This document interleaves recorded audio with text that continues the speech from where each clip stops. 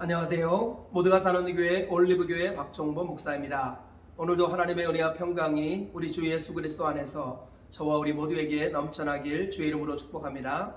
오늘은 사사기 11장 1절에서 11절 말씀에 근거해서 하나님이 앞길을 열어주신 사람 있다라는 제목으로 하나님 말씀을 전하도록 하겠습니다. 암몬 사람이 이스라엘을 공격하여서 압제한 지 18년이 되었습니다.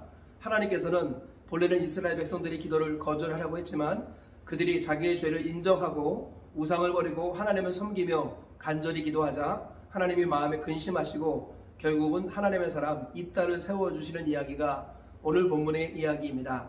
오늘 말씀을 세 가지 정도로 정리하여 자세히 살펴보시고 그 다음에 교훈을 알아보도록 하겠습니다. 첫째, 기생의 아들 입다가 형제들에게 쫓겨나서 돕당에 거하였는데 잡류들이 그에게 모여들었다라고 말씀하고 있습니다. 오늘 보면 1절 이하에 이렇게 말씀합니다. 길앗 사람 입다는 큰 용사였으니 기생이 길앗에게서 낳은 아들이었고 길앗 아내도 그의 아들들을 낳았더라. 그의 아내의 아들들이 자라매 입다를 쫓아내며 그에게 이르되 너는 다른 여인의 자식이니 우리 아버지 집에서 기업을 잊지 못하리라 한지라. 이에 입다가 그의 형제들을 피하여 돕당에 거주하매 잡류가 그에게로 모여와서 그와 함께 출입하였더라. 입다는 길앗에 거주하는 므낫세 지파의 한 사람의 아들이었습니다. 그런데 그가 기생을 통해서 낳은 아들이 바로 입다였습니다. 입다가 형제들에게 미움을 받고 박해를 받아서 쫓겨났습니다. 그래서 돕당이라는 곳에 거주했는데 입다는 큰 용사였습니다. 그래서 그의 주변에 잡류들, 쓸모없는 사람들이 모여들어와서 세력을 이루게 되었다. 이렇게 말씀하고 있습니다. 둘째로 암몬이 공격하자 길르앗 장로들이 입다가 장군이 되어 싸워달라고 부탁하고 있습니다. 오늘 보면 4절 이하에 이렇게 말씀하고 있습니다. 얼마 후에 암몬 자손이 이스라엘을 치려하니라. 암몬 자손이 이스라엘을 치려할 때 길르앗 장로들이 입다를 데려오려고 돕당에 가서 입다에게 이르되 우리가 암몬 자손과 싸우려 하니 당신은 와서 우리의 장관이 되라 하니. 네, 입다가 큰 용사로서 비록 잡류들일지라도 많은 사람들이 붙어있고 오랫동안 세력을 이루어서 그 주변의 민족들과 대항하면서 많은 업적들을 쌓고 있었던 것 같습니다. 그래서 그 소문이 퍼졌고 길르앗의 지도자 그룹인 장로들이 이 전쟁의 용사가 필요하기 때문에 앞장서 싸울 장관이 필요했는데 입다의 용맹과 소문을 듣고 입다에게 찾아가서 자기들의 장관, 즉 군대의 지도자가 되어달라 이렇게 부탁을 합니다. 셋째로 암몬 자손을 이기면 이스라엘 전체의 지도자가 될 것을 약속받고 입다가 싸움에 나가기로 결단합니다. 그리고 모든 것들을 하나님께 아뢰었다라고 말씀하고 있습니다. 본문 7절 이하에 이렇게 말씀합니다. 입다가 길르앗 장로들에게 이르되 너희가 전에 나를 미워하여 내 아버지 집에서 쫓아내지 아니하였느냐. 이제 너희가 환난을 당하였다고 어찌하여 내게 왔느냐 하니라.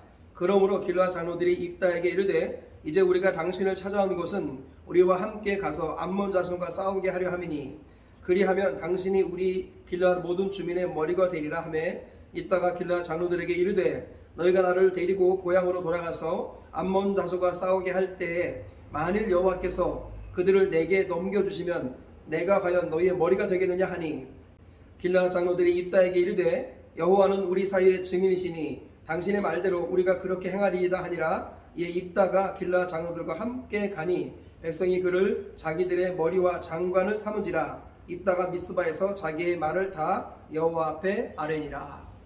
네, 길르앗의 장로들이 전쟁 지도자가 필요하기에 입다에게 도움을 요청합니다. 그때 입다는 자기가 옛날에 그들에게서 버림받았고 쫓겨났다는 사실을 상기시킵니다. 그러자 그들이 만약 이 싸움에서 당신이 나가주신다면 우리가 당신을 우리의 지도자로 삼겠습니다 라고 말을 합니다. 그러자 입다가 조금 더 구체적으로 말합니다. 하나님께서 이 싸움에서 암몬을 내게 붙여주셔서 암몬을 물리치면 정말 내가 이스라엘의 지도자가 되겠느냐 라고 확실히 묻습니다. 그러자 그들이 여호와의 이름으로 맹세하며 그렇게 하겠다고 합니다. 그러자 입다가 그 제안을 수락하고 하나님께 모든 것을 아뢰는 시간들을 갖게 되었습니다. 이것이 오늘 본문의 내용입니다. 이 말씀에 근거해서 얻을 수 있는 교훈들을 살펴보도록 하겠습니다. 첫째, 기생의 아들도 하나님 나라의 기둥이 될 수 있다라는 것입니다. 오늘 본문을 보면 입다는 기생, 즉 창녀를 통해서 태어난 아들이었습니다. 그래서 어렸을 때는 괄시와 무시를 받고 형제들에게 쫓겨나는 이런 아픔도 겪었습니다. 그러나 하나님 나라는 혈과 육이 상관이 없습니다. 하나님 나라는 믿음으로 들어가는 나라고 하나님은 사람을 외모로 보지 않고 중심을 보시는 좋으신 하나님입니다. 입다는 하나님을 붙들었습니다. 소망과 기대를 하나님께 두었기 때문에 하나님을 붙들고 의지하여서 하나님께서 그에게 힘을 주시고 지혜와 용기를 주셨습니다. 그래서 어느 순간이 되니까 그가 큰 용사가 되었고 그가 나중에는 하나님 나라와 이스라엘의 기둥이 되고 일꾼이 되는 것을 볼 수 있습니다. 하나님께서는 기생의 아들도 하나님 나라의 일꾼이 될 수 있다고 말씀하십니다. 우리의 신분이나 환경이나 우리의 상태나 학벌이나 문벌이 어떻다 할지라도 우리가 지금 하나님을 붙들고 있으면 하나님을 의지하면 우리를 능히 하나님 나라의 일꾼으로 기둥으로 세워주시는 좋으신 분이 바로 우리 하나님이십니다. 그러므로 육으로 나는 것은 육이요 영으로 나는 것은 영이니 내가 내게 거듭나야 하겠다는 말을 놀랍게 여기지 말라. 우리 주님께서 하신 말씀을 기억해야겠습니다. 우리는 육체로 하나님 나라에 들어가는 사람이 아니라 영과 진리로 믿음으로 하나님 나라에 들어가고 하나님 나라의 일꾼이 되는 사람이라는 것을 잊지 말아야겠습니다. 외적인 것들로 인하여서 하나님께 승부를 보려고 하지 마십시오. 하나님께서는 중심을 보시고 믿음을 보시는 좋으신 하나님이십니다. 날마다 믿음으로 살면서 우리 환경과 상황이 성장 배경이 어떻다 할지라도 하나님은 능히 우리를 들어 쓸 수도 있다는 것을 믿으면서 믿음으로 살고 하나님께 쓰임받는 저와 우리 모두가 다 되시기를 주의 이름으로 축복합니다. 둘째로 환경을 탓하지 말고 실력자가 되기로 결단하라라는 것입니다. 본문을 보면 입다는 형제들에게 쫓겨났습니다. 그는 여러가지 열악한 환경 속에서 돕당에 거주하였습니다. 그럼에도 불구하고 그는 실력을 쌓는 일을 게을리하지 않았습니다. 결국은 실력이 쌓이니까 사람들이 그에게 모여들었고 세력이 이루어졌습니다. 그리고 그 세력을 규합하여서 입다는 주변의 적들과 이민족들과 싸우면서 세력을 넓혀 나갔습니다. 결국은 때가 되고 실력이 되니까 나라가 그의 손에 들어오는 역사가 일어나게 되었습니다. 하나님께서는 성장 배경이나 환경을 탓하지 말고 실력자가 되기로 결단하고 준비하고 추진하라 라고 말씀합니다. 실력자가 되면 주변의 사람들은 따라오게 되어 있습니다. 내가 실력이 되어서 어느 부분에서 인정받는다면 나의 부족한 것들은 동역자들의 도움을 받게 되는 통로가 될 수 있습니다. 하나님께서는 우리가 실력자가 되기로 결심하기를 원하십니다.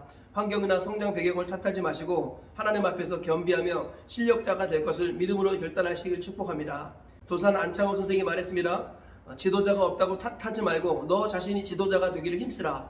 우리는 평생 이 말을 기억해야겠습니다. 내 주변에 일꾼이 없다고 탓하는 것이 아니라 내가 일꾼이 되기로 결단하면 됩니다. 내가 지도자가 되기로 결단하면 됩니다. 모든 것들은 결단에서부터 시작되고요. 포기하지 않고 준비하며 지속적으로 달려가면 어느 부분에서 각 분야에서 자기 분야에서 실력자가 될 수 있습니다. 한 분야에서 실력자가 되면 다른 부족한 부분에서는 반드시 돕는 자가 나타나게 되어 있습니다. 하나님께서는 나 혼자에게 모든 것을 주지 않습니다. 하나님은 내가 실력자가 되게 하시고 부족한 것은 도우미를 통해서 해결해 주시는 좋으신 분이신 것입니다. 그러므로 이 사실을 잊지 마시고 저와 우리 모두가 환경이나 상황을 탓하지 말고 실력자가 되기로 결단하시기를 축복합니다. 실력을 쌓는 일에 최선을 다하시고 시간과 물질과 정성을 다하여서 실력을 준비해 나가시는 우리 모두가 되시고 때가 참에 하나님의 오른판에 붙들림 받는 저와 우리 모두가 다 되시기를 주님의 이름으로 축복합니다. 셋째로 하나님을 끝까지 붙들면 하나님이 길을 열어주신다라는 것입니다. 오늘 본문을 보면 입다는 이스라엘 백성이었음에도 불구하고 기생의 아들로 태어났습니다. 그래서 형제들에게 괄시와 천대를 받았습니다. 그리고 쫓겨나게 되었습니다. 그런데 놀라운 것은 입다가 믿음을 포기하지 않았다는 것입니다.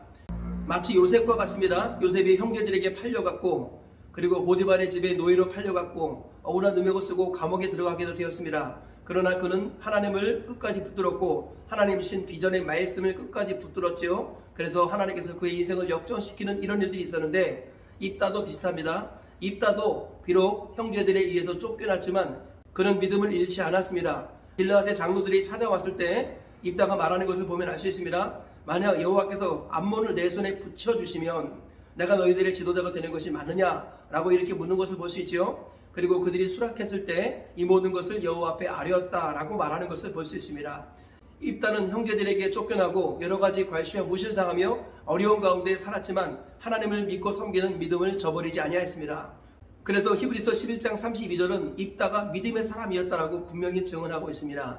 입다는 단지 인간적인 실력과 능력이 출중해서 쓰임받은 것이 아니라 그의 믿음을 보시고 하나님이 들어 쓰신 것입니다. 이와 같이 우리가 아무리 어렵고 힘든 일이 있다 할지라도 끝까지 믿음을 내려놓지 않고 끝까지 하나님을 붙들면 하나님이 길을 열어주십니다. 정말도 놀랍게도 입다라는 말의 의미는 하나님이 길을 열어주신다, 이런 의미입니다.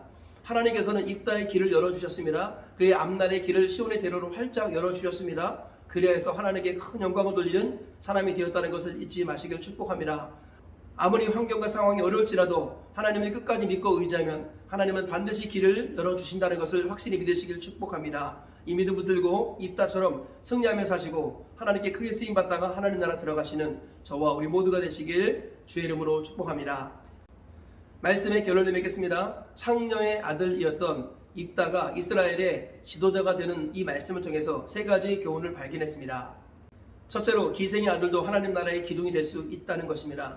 환경과 상황에 관계없이 하나님은 외모로 사람을 취하지 아니하시고 중심을 보시고 믿음을 보시는 분이십니다. 하나님 앞에 환경과 상황이 어떻든지 간에 믿음으로 나아가셔서 하나님의 오른팔에 붙들림 받기를 주님의 이름으로 축복합니다. 둘째로 환경을 탓하지 말고 실력자가 되기로 결단하라라는 것입니다.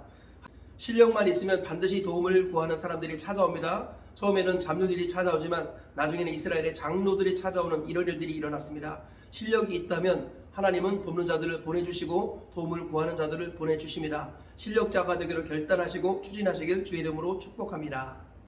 셋째로 하나님을 끝까지 붙들면 하나님은 반드시 길을 열어주신다라는 것입니다. 입다라는 말은 하나님이 길을 열어주신다, 이런 말인데요. 입다가 믿음을 지키고 하나님을 의지했을 때 그의 앞길을 열어주셨고 결국은 이스라엘의 사사가 되어서 하나님께 영광을 돌리고 천국에 그 이름이 기록되었습니다. 저와 우리 모두가 끝까지 하나님 붙들고 의지하여서 하나님이 열어주시는 시온의 대로로 달려가시는 복을 누리시기를 축복합니다. 오늘 세 가지 말씀 기억하시면서 하루를 승리하며 사시고 평생 승리하며 사시길 주님의 이름으로 축복합니다.